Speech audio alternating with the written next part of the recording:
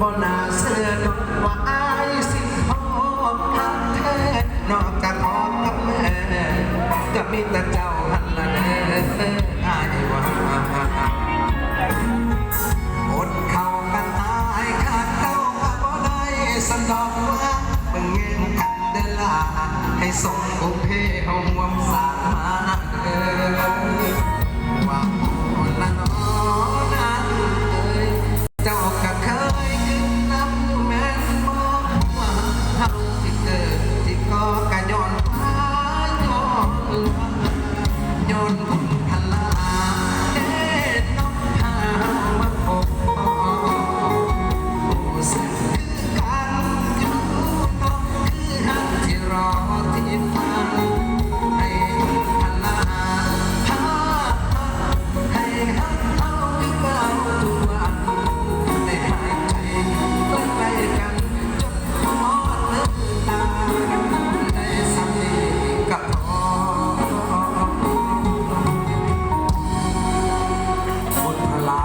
บริวารคู่หักกันครับเป็นพ่อเป็นแม่เป็นลูกเป็นเต้าตามยายเรียกว่าได้ห่วงครอบครัวเดียวกันหรือว่ากันในชาติต่างพรนะครับ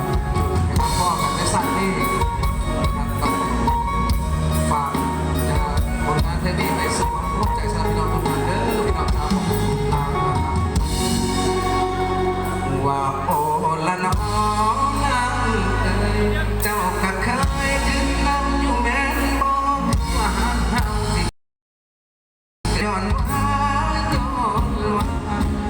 ย้อนบุญพลาเด้น้องพาเฮามาพบสึกคือกันอยู่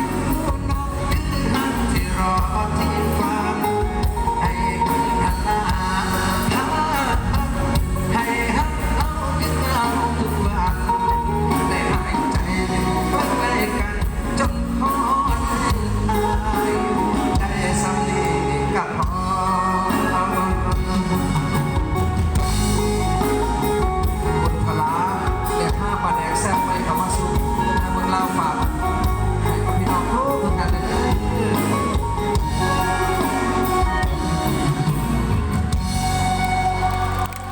ขอบคุณขอบใจหลายครับกับบุญพลางานเรื่องนี้ครับและการงานเพลงต่อไปนี้บอกได้